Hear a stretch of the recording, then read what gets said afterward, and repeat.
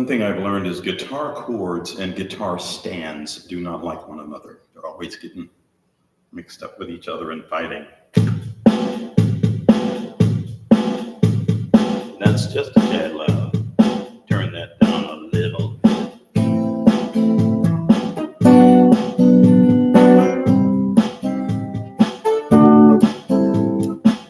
People running around every day, wondering why things are changing so fast. Don't know what to do, don't know what to say. Got so many questions to ask. From pillar to post, from coast to coast, confusion all across the land. A hidden word is what I'd like to say, but tell me when to listen, my friend. I'm so glad I know about the blessed beauty. So glad I know about the blessed beauty. I just wanna praise his name. So much depression, so much aggression. What's real and who can you trust? Is the purpose of life all struggle and strife? Does it end in ashes and dust? God really cares and he hears your prayers, but you got to take time to pray. If you can't find the words, you can still be heard. He knows what you're trying to say, and I'm so glad I know about the blessed beauty.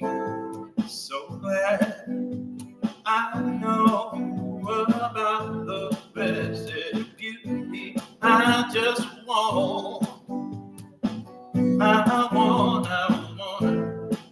praise his name. People running around every day, wondering why things are changing so fast. Don't know what to do, don't know what to say. Got so many questions to ask. But if they take some time and see the signs, they'd see the sunshine through the rain. 'Cause God sent down his blessed beauty. Baha'u'llah is his name, and that's why I'm so glad, oh, so glad, oh, so glad. I know about the blessed beauty.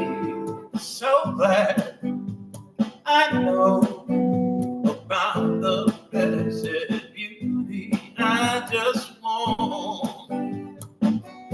I want to praise his name. Oh, Baha'u'llah, Baha'u'llah, Baha'u'llah, Baha'u'llah, oh, Baha'u'llah, Baha'u'llah.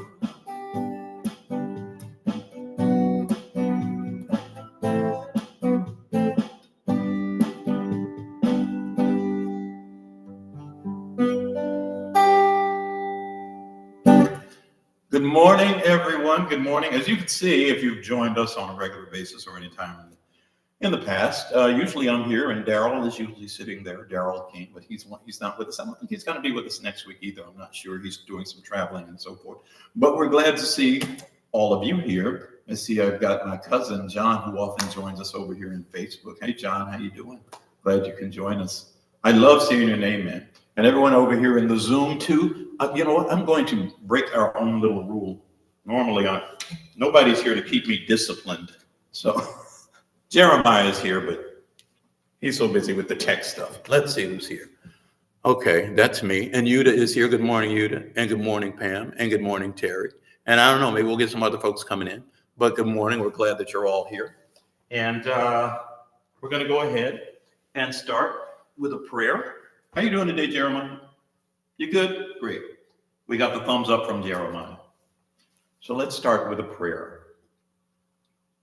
This is a prayer for detachment.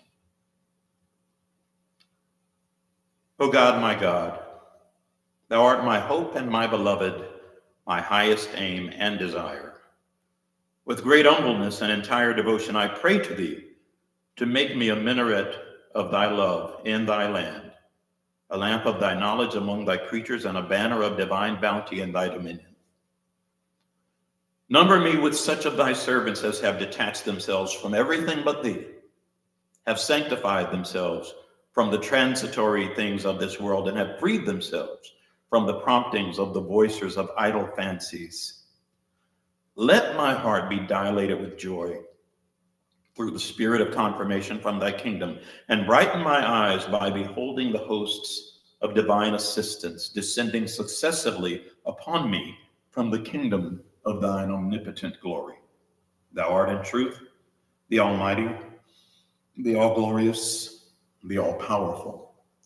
And this is a prayer from Abdul-Baha. And you know what, Jeremiah? Yeah, I'm going to be talking to you today.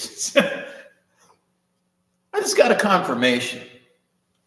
Before we came on today, folks, I'll include you in this conversation, of course. Jeremiah and I were talking, and Jeremiah has to put up with me as I'm here setting up, and he's getting things ready on the on the tech side, and he hears me ranting and so forth. And today it wasn't as much a rant as questioning how do we get more people to, in this world and in this nation that we really do emphasize materialism, let's face it. How do we get more people to emphasize spirituality, and by association, spirituality through the practice of faith, linking it with faith in God, and also in the, shall we say, in the context of practicing a religion, and by association, as Baha'is, finding value in the Baha'i faith. I have no answers for these. Good morning, Geety. How are you? I have no answers for these. These are just questions that I think that we should all consider. And I'm reading this prayer, and it's a prayer from Abdul-Baha. And listen to that paragraph that was part of this prayer. Number me with such of thy servants as have detached themselves from everything but thee, have sanctified themselves from the transitory things of this world, and have freed themselves from the promptings of the voices of idle fancies. Think about what Abdul-Baha is asking God to help us with. Detachment from everything but God, and sanctifying ourselves from the transitory things of this world, that things that exist but die, that rot away, that leave. And to be numbered with those that have freed themselves from the promptings of the voicers, I said voices, but voicers of idle fancies. Baha'u'llah speaks at length about idle fancies, those things that people believe in. A lot of times they're either making up themselves or they're following someone else that made it up themselves. And here's a prayer that's asking to be able to detach from those things. And then he follows by saying, let my heart be dilated with joy through the spirit of confirmation from thy kingdom, and brighten my eyes by beholding the hosts of divine assistance, the host of divine assistance, help from the divine realm, by beholding the host of divine assistance descending successively upon me from the kingdom of thine omnipotent glory. Thou art in truth the Almighty, the All-Glorious, the All-Powerful. I told you I got some confirmation here. I mean, these are these things that we all need to be prioritizing, shall we say. And I know that there are those people that, sometimes they want it simpler. I sometimes am told that even here in the Baha'i faith, that we intellectualize so much that sometimes we fail to connect with people at the heart. It's hard not to do that when there's so much information. But that's what we're still trying to do and what we should be trying to do. And again, remembering that this is a spiritual pursuit.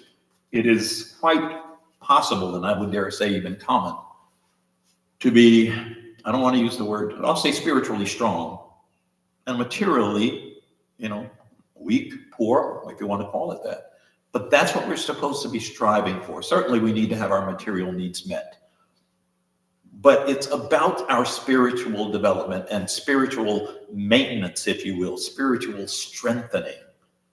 And it's hard to do that in a deeper way, shall we say, without information. Certainly we can go with our own idle fancies and kind of make it up as we go. Or we can get information, because that's what the manifestations of God do. Primarily, they bring us information in the Word of God, if you want to call it that. It's information. We can make decisions whether we want to follow it or not.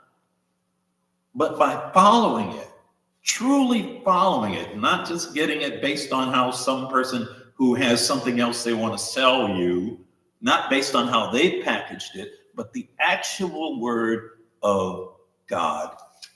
And we'll find out that, I don't know, hopefully we'll be the positive examples that the world certainly does need, but maybe we'll also be a light that others will see and follow. I don't know. I guess it was a rant. Anyway, it's just with the prayer. I didn't choose it. Well, I did kind of choose it at random. I decided to have a prayer for detachment.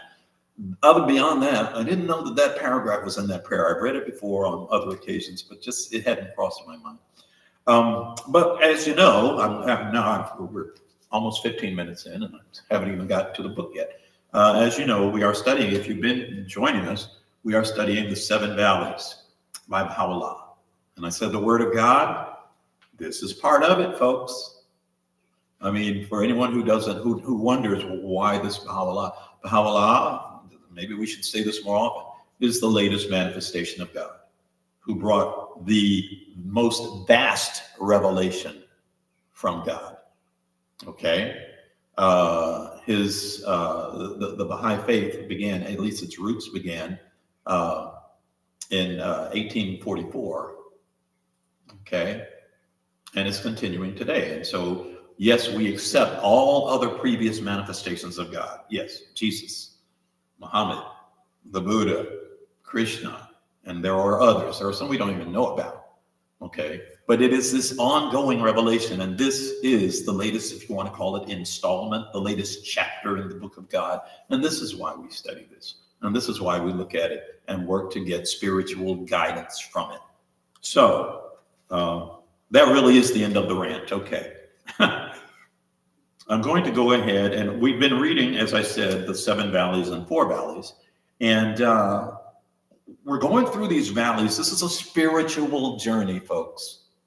A spiritual journey. And while Baha'u'llah talks about it in any particular sequence, it's not necessarily sequential for everyone in this way. We can repeat the valleys that we may be in, some of us, some valleys we may never get to. But this is about a spiritual journey. And today we are looking at the Valley of Unity. The previous valley that we were in was the Valley of Knowledge. Baha'u'llah talks a lot about love in that valley. There was the Valley of Love that we've already been through, and then the Valley of Knowledge and the Valley of Unity. Actually, we started with the Valley of Search, because you can live your life without searching for a spiritual connection with God. People do it all the time. But what happens when you decide, for whatever reason, to start searching for that spiritual connection? What some people might say, do you have a relationship with God? Whatever. What happens when you start searching? Well, this is the journey. And today we're going into the Valley of Unity. I'm going to start with the previous paragraph, where it says, if thou be a man of communion and prayer, soar up on the wings of assistance from holy souls. Assistance from holy souls. Okay, holy souls is capitalized in this book. So we are still talking about the divine. Soar up on the wings of assistance from holy souls, that thou mayest behold the mysteries of the friend and attain to the lights of the beloved. Verily, we are from God, and to him shall we return. Wow. Now, After passing through the valley of knowledge, which is the last, oh my goodness, after passing through the valley of knowledge, which is the last plane of limitation, the wayfarer cometh to the valley of unity. Okay, so now we're in the valley of unity. I'm going to read that again. After one thing that didn't resonate with me at first, and that's why I kind of said, oh my goodness, apparently the previous valleys had limits on them. But here, Baha'u'llah says, after passing through the valley of knowledge, which is the last plane of limitation, the wayfarer, the traveler, what Mike said, the hobo, kind of just aimlessly traveling. The wayfarer cometh to the valley of unity and drinketh from the cup of the absolute and gazeth on the manifestations of oneness. The wayfarer cometh to the valley of unity and drinketh from the cup of the absolute and gazeth on the manifestations of oneness. Before I continue, as I've done in the past, I read from a couple of sources that kind of explained these valleys, and I haven't read it for the Valley of Unity as of yet. And so I think it would be a good idea if we did that before we continue. So what is the Valley of Unity? This, of course, is just, it's a synopsis, shall we say. Valley of Unity. Realizing oneness. At this stage, the seeker finally gets it, the seeker grasps that all existence is interconnected, that the apparent dualities of lover and beloved, self and God are only illusions.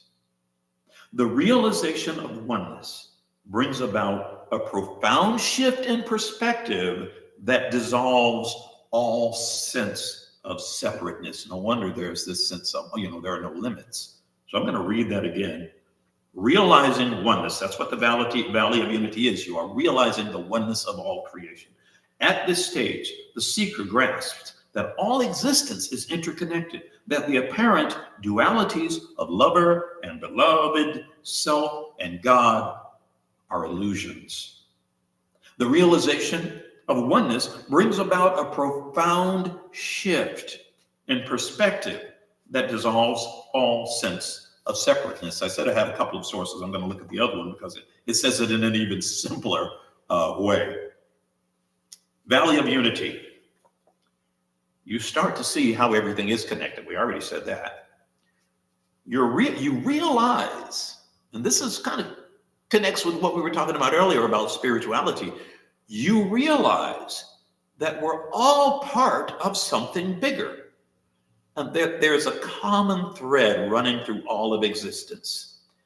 It's about breaking down the barriers that separate us and embracing our shared humanity. Sounds like a beautiful valley to be in. So I'm going to get back to the way Baha'u'llah says it. After passing through the valley of knowledge, which is the last plane of limitation, the wayfarer cometh to the valley of unity, and drinketh from the cup of the absolute, and gazeth on the manifestations of oneness. In this station, he pierceth the veils of plurality, meaning he sees through that now. In this station, he pierceth the veils of plurality, fleeth from the worlds of the flesh. Remember what we were saying about that prayer earlier, the transitory things? Well, flesh is transitory. Fleeth from the worlds of the flesh and ascendeth into the heaven of singleness. Singleness, oneness, if you will. With the ear of God he heareth. With the eye of God he beholdeth the mysteries of divine creation. He steppeth into the sanctuary of the friend. Now, I want you to understand that when Baha'u'llah refers to the friend, it's either God or the manifestation of God. And notice what he just said there. He steppeth into the sanctuary of the friend. and shareth as an intimate the pavilion of the loved one. Again, loved one capitalized.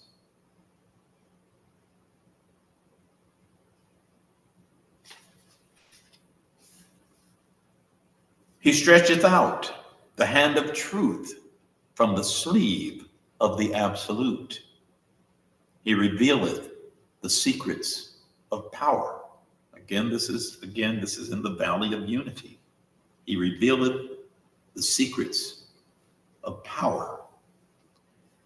He seeth in himself neither name, nor fame, nor rank, but findeth his own praise in praising God.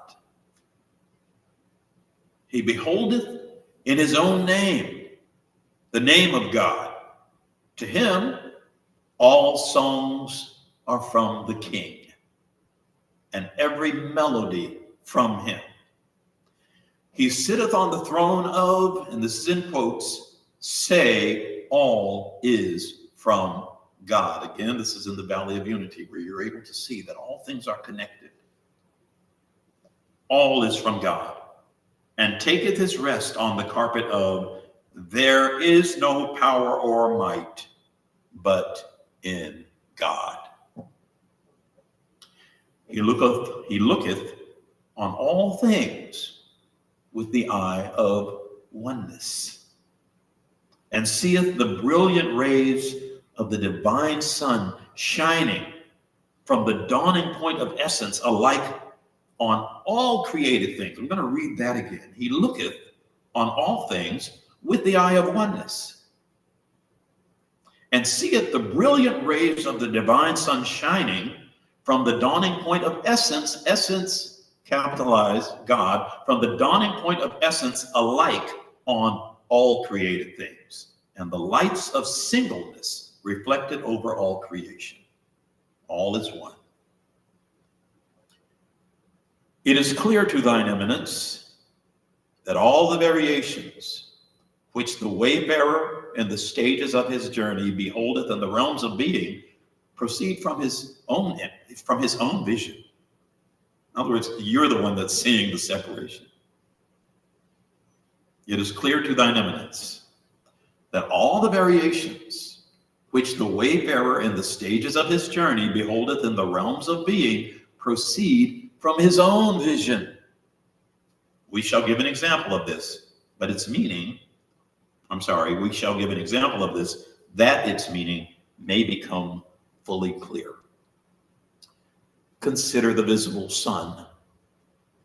Although it shineth with one radiance upon all things, and at the behest of the King of manifestation, at the behest of God, if you will, at the behest of the King of manifestation, bestoweth light on all creation, yet in each place it becometh manifest and sheddeth its bounty according to the potentialities of that place. For instance, in a mirror, it reflecteth its own disk and shape. And this is due to the sensitivity of the mirror. The sun is the same sun. Okay, that's my words. The sun is the same sun. In a mirror, it reflecteth its own disk and shape, and this is due to the sensitivity of the mirror.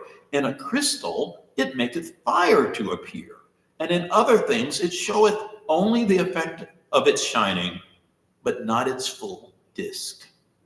And yet, through that effect, by the command of the Creator, it traineth each thing according to the quality of that thing, as thou observest. The sun is the same sun, no matter where you are.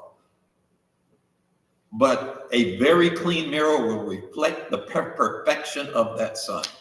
A rock will shine, but it won't reflect the sun the way the mirror does.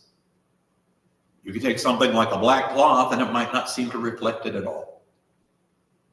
In like manner, colors become visible in every object according to the nature of that object. I'll say that again. In like manner, colors become visible in every object according to the nature of that object. This sounds like a science lesson, doesn't it? But it's a spiritual lesson. In like manner, colors become visible in every object according to the nature of that object. For instance, in a yellow globe, the rays shine yellow. In a white, the rays are white. In a red, the red rays are manifest. Then these variations are from the object, not from the shining light. And if a place be shut away from the light, as by walls or a roof, it will be entirely bereft of the splendor of the light, nor will the sun shine thereon. I'll read that again. And because I'm thinking, how often, how much do we shut ourselves off from the light? And if a place be shut away from the light, as by the walls or a roof, or as by walls or a roof, it will be entirely bereft of the splendor of the light, nor will the sun shine thereon. Thus it is that certain invalid souls have confined the lands of knowledge within the wall of self and passion. And I say invalid, but I wonder if in this case it might be better to call it invalid, not valid. Thus it is, and I'm going to say it, I'm taking liberties with that word. Thus it is that certain invalid souls have confined the lands of knowledge within the wall. I'm sorry, I'm laughing. I'm thinking of people who will take spiritually based information and use it to enrich themselves. Thus it is that certain invalid souls have confined the lands of knowledge within the wall of self and passion, and clouded them with ignorance and blindness, and have been veiled from the light of the mystic sun and the mysteries of the eternal beloved. They have strayed far from the jeweled wisdom of the lucid faith of the Lord of messengers, have been shut out of the sanctuary of the all beauteous one, and banished from the Kabi of splendor. Such is the worth of the people of this age. For those of us who are, people in darkness, the darkness is because we are blocking ourselves from the sun, which is, of course, God. I'm going to read that paragraph again, and maybe I better stop and do a song. Thus it is that certain invalid souls have confined the lands of knowledge within the wall of self and passion, and clouded them with ignorance and blindness, and have been veiled from the light of the mystic sun and the mysteries of the eternal beloved. They have strayed afar from the jeweled wisdom of the lucid faith of the Lord of messengers, have been shut out of the sanctuary of the all beauteous one, and banished from the Kabi of splendor. Such is the worth of the people of this age.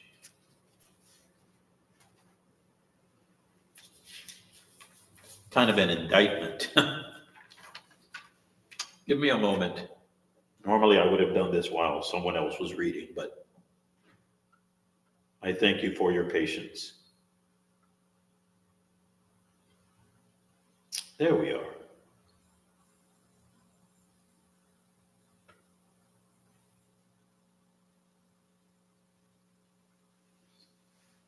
This song actually is based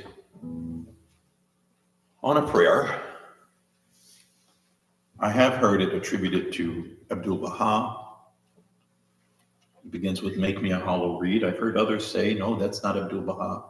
The message is still beautiful. If anyone in Zoom or in Facebook knows the source of this prayer that the song is based on, I'd appreciate it if you could either put it in chat or just put it up here on screen.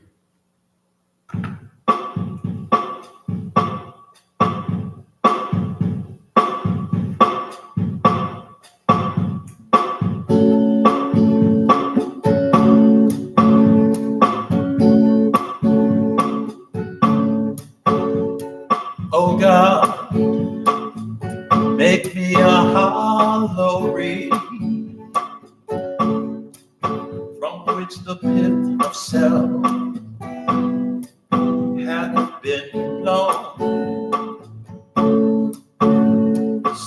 that I may be a clean channel through which thy love to others may flow. Oh God, make me a hollow reed. Oh God, make me a hollow reed.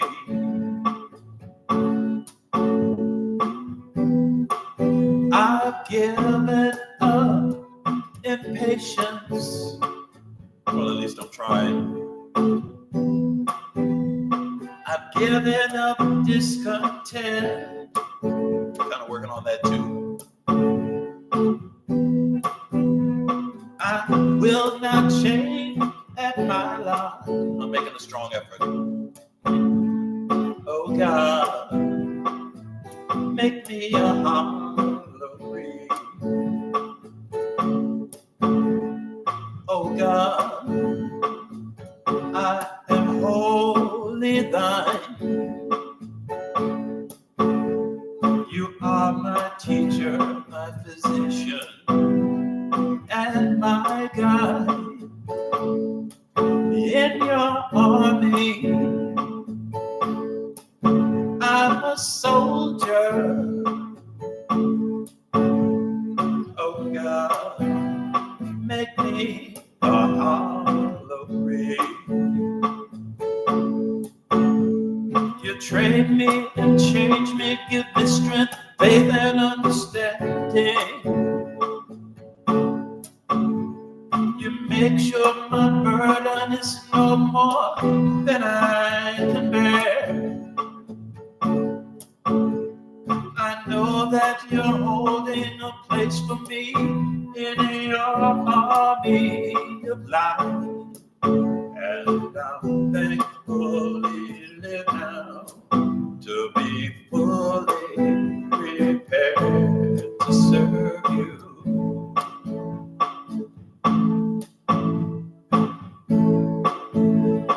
Oh God, make me a hollow reed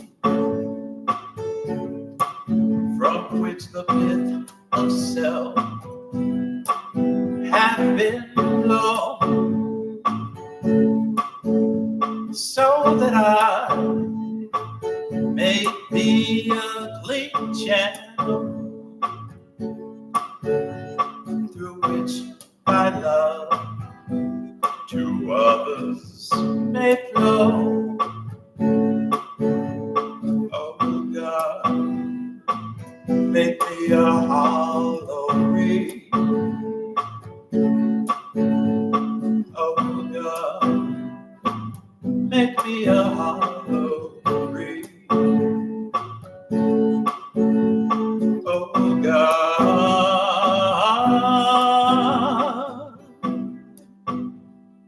make me a hollow reed.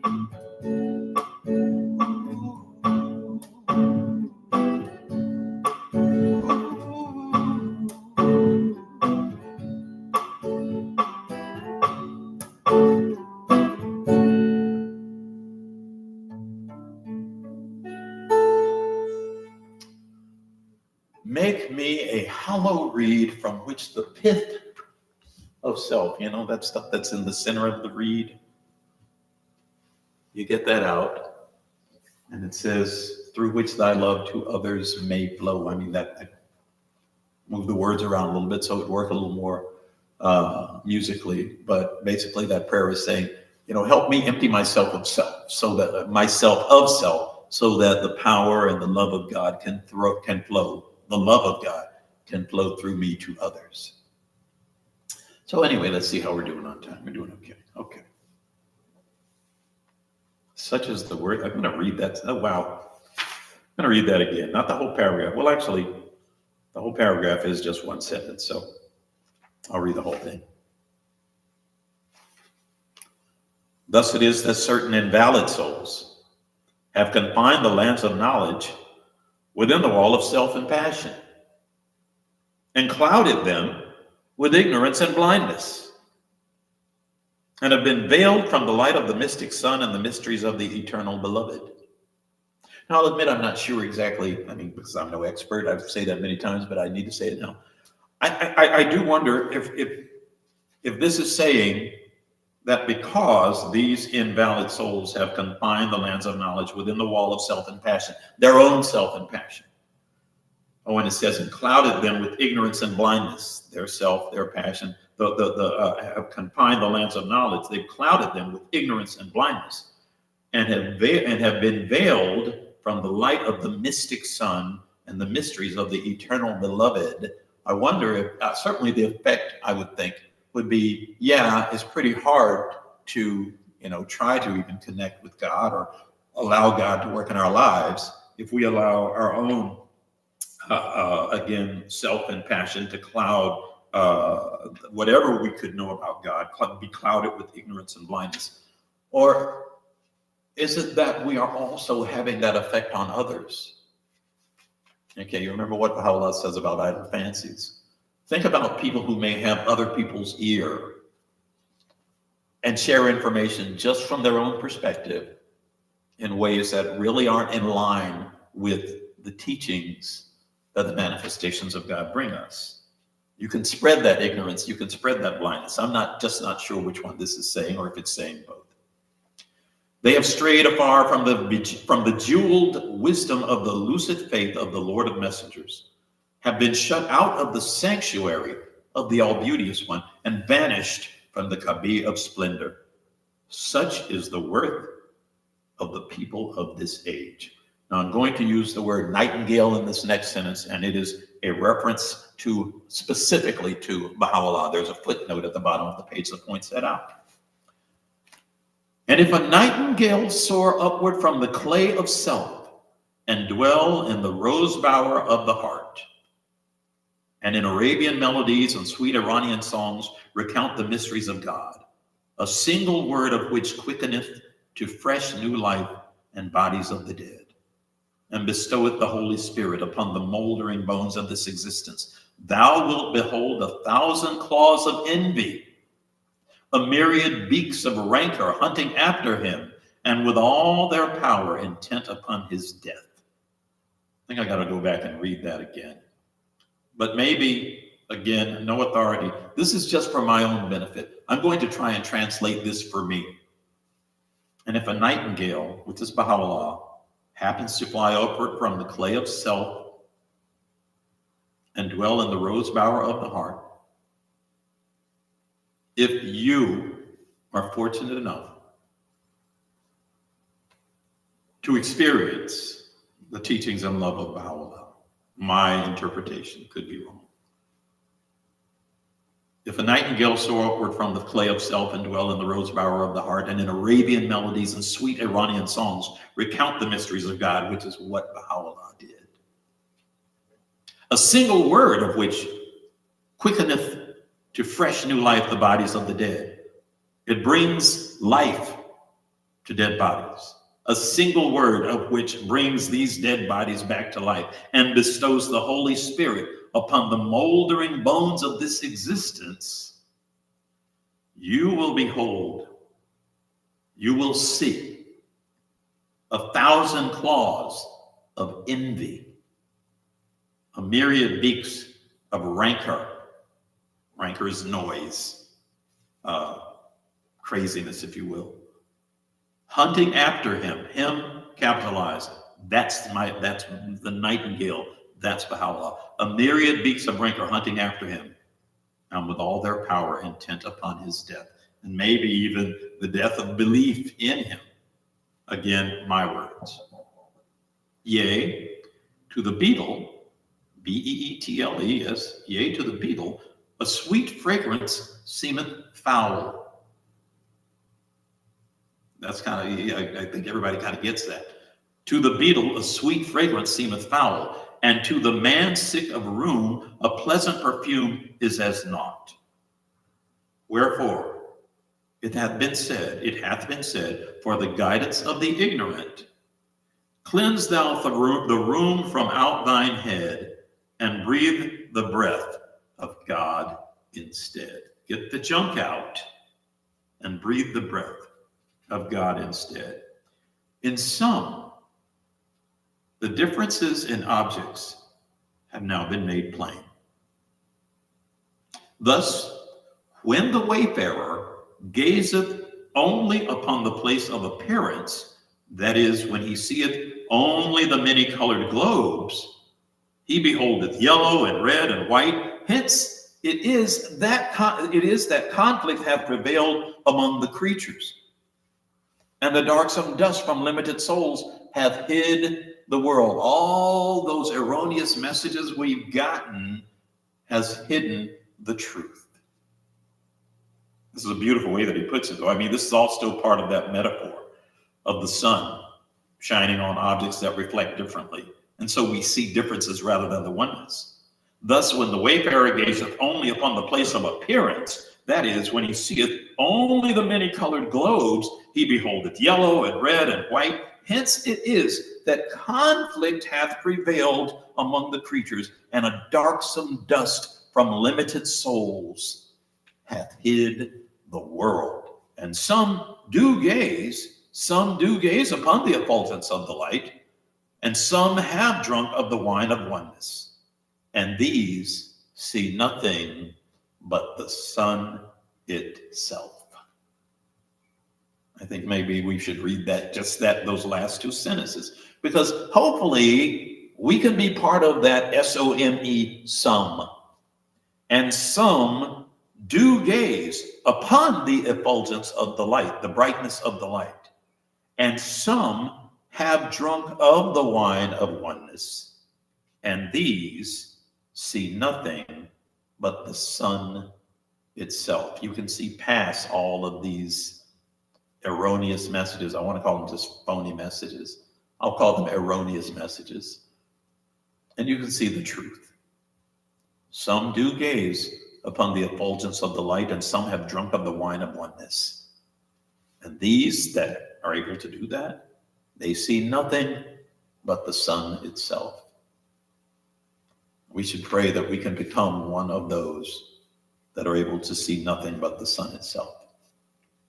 We're going to go ahead and stop right there. We're not out of the Valley of Love. Actually, I'm sorry, the Valley of Unity. It's actually a relatively long valley as far as reading compared to those others. But yeah, we will continue this, of course, next week. And that being said, we have come to the time where anyone who would like to offer up a prayer or reading of your choosing, this is that time. And I see that Terry is unmuting himself. Terry, would you like to share a prayer? Yes, sir, I sure would. Please do. Praise be to thee, O Lord my God. I implore thee by thy name that hast caused to surge within every drop the oceans of thy loving kindness, and mercy to shine within every atom the luminaries of thy bountiful blessings and favors. I implore thee to adorn every soul with the ornament of thy love, that none may remain on thine earth who hath not turned towards thee, or hath failed to detach himself from all except thyself.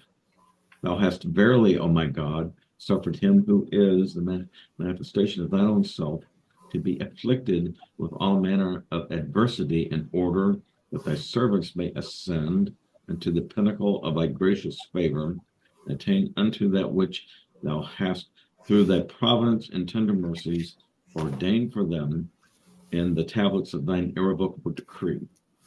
The glory of thy might beareth thee witness, were they every moment of their lives to offer up themselves as a sacrifice in the path, they would still have done but little in comparison with the manifold souls vouchsafed unto them by thee. Grant, therefore, I beseech thee, that their hearts may be inclined towards thee, and that their faces may be turned in the direction of thy good pleasure. Powerful art thou to do what thou willst. No God deserveth thee, the inaccessible, thou glorious, the ever forgiving. Deign then to accept, O my God, from thy servant the things that he hath shown forth in his love for thee. Fortify him then, that he may cling to thy most exalted word, and unloosen his tongue to celebrate thy praise. And cause him to be gathered into such as of the people as are nigh unto thee. Thou art he within whose grasp is the empire of all things. There is no God but thee, the Almighty, the helping pearl, the all glorious, the unconstrained. That's in prayers and meditations. Thank you, Terry. Thank you very much. Is there anyone else who would like to share?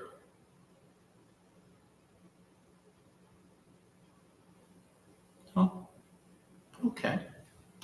Well, continuing on, as always, we always like to remind people that this is, while it may look like it's just one or two folks, it's actually a joint effort of people from different communities that are coming together to share the teachings of the Baha'i faith with you. And as you know, if you've been with us long enough, we kind of do it with a book. We choose a book, Daryl and I usually do, and sometimes we have input from other people. And we choose a book and we read that book from cover to cover, as we are doing with the Seven Valleys. Now, this book is actually the Seven Valleys and the Four Valleys. I don't know that we're actually going to do the Four Valleys. But yeah, the Seven Valleys and the Four Valleys, we're just doing the Seven Valleys. Four Valleys is sort of a shortened version of the same message, shall we say. But yeah, right now we're working with the Seven Valleys. And we always appreciate when people, kind of express their appreciation because, over time, in this world of Zoom and social media and so forth, truth is you really never really know. I mean, you can see how many views you got. You don't know who actually got anything out of it. Maybe it was a click here or whatever. But we appreciate, any feedback or any assistance or any my assistance. That is the feedback. Okay, feedback. Just if you're finding value in what we're doing here, we really appreciate you letting us know. And if you are someone who wants to get more information on the Baha'i faith or have access to the actual writings of the Baha'i faith, which are vast, there are some websites we always like to remind you of. Of course, you know what the truth is. You can also get old-fashioned books, but so many people go to websites these days and use the internet. It's just sort of part of the life we live now. It has been for quite some time now. But some websites that you can go to get more information are right here. I never expect anyone to really be able to see them. If I were home, Nini would tell me they can't see that, but I'm going to hold it up anyway. Okay. All righty. And it is www.baha'i.org, www.baha'i.us, www. I'm just going to leave the wwws out. We know it's www. But Baha'iTeachings.org, and locally, a local website that, of course, is still global like every other one, is clearwaterbahais.org. And they are the ones that, that allow us to stream through them. Through their website. And they also have other programming and sources there that are very, very helpful and very, very just, good sources to use. Jeremiah, if you'd kind of show that a little closer, I appreciate it. Okay, yeah, and do it. Okay. I'm always assuming if they're in Zoom, they probably know, but who knows? We don't know. Okay, let's see. A little bit over this way. There we go. Yeah, there we go. Okay, great. Great. Thank you, Jeremiah. Thank you so much. Okay, you just put that there, yeah. And another thing we always like to point out is, I don't have to tell you that the world seems to be in an even darker place now than it was, say, a few years ago. I mean, we can find pockets. We can go down through the ages and find pockets of darkness here and there in any age. But it does seem to be spreading. I don't know. Am I a pessimist? I try not to be. But maybe, I think it's one of those things that, at least for those of us who are people of faith and people who believe in the teachings, it can affect us in two ways, at least two, maybe more than two. But it can deepen our faith. And while deepening our faith, it can also deepen our frustration. As Baha'is, we know from reading the teachings of Baha'u'llah that this time is, I'll say, predicted, I could say prophesied, these times. And Baha'u'llah, there's a writing, I think it's in Gleanings of the writings of Baha'u'llah. It's very well known anyway, where whatever of the books it's in, where he says the world is in travail and its agitation waxeth day by day. And he goes on to say that, yeah, we could tell you, but it's probably not the right time. Such would not be meet and seemly. Well, we're seeing it happen. And from talking with, different Baha'is here locally and so forth, some of us, we certainly don't revel in those things that are happening now, not by any means. But we understand and accept that this is the part of the tearing down of the old world, the rolling up of the old age, which will be replaced by a new age. And that will be an age of peace. And peace might not even be the way you think it is, but we are told that there will be an age of peace. And believing in the teachings of Baha'u'llah, along with all of the previous manifestations of God that have also foretold of that coming time, I certainly believe that we are moving towards that time, even in this darkness that we now seem to be living in. We're going to do a different song from usual. I don't think that's the right one. It doesn't feel right. But we'll go with it.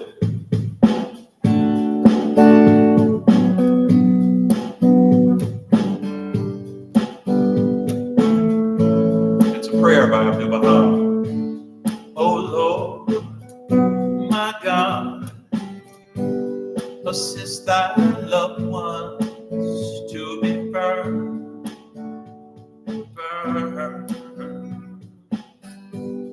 in thy faith, to walk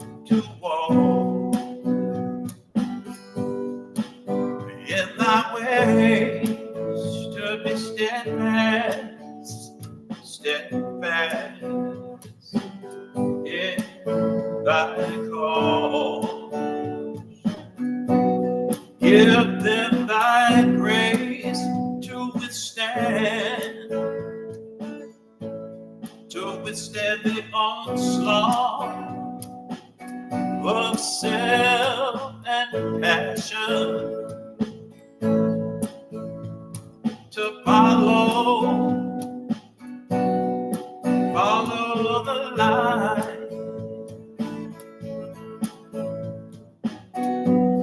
to follow the light of divine guidance. Thou art the powerful, the gracious,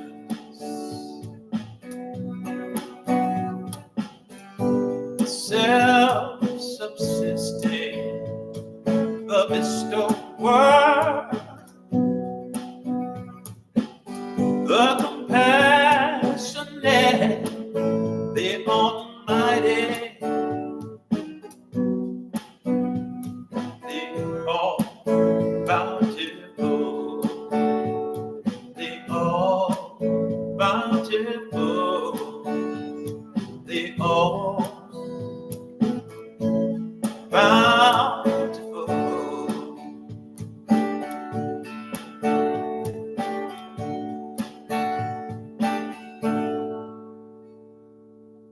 So there's a prayer for you from Abdul Baha, asking for assistance so that we can continue to be firm in our faith and walk in the ways that we will be told to walk in the ways of God, be steadfast in this cause. Folks, have yourself a good week. Spread the love. I forgot to say that. Find some ways to share love. It's not that hard to do most of the time. Smile. I need to remember that myself. I don't smile a lot. Smile more. Help people when you can.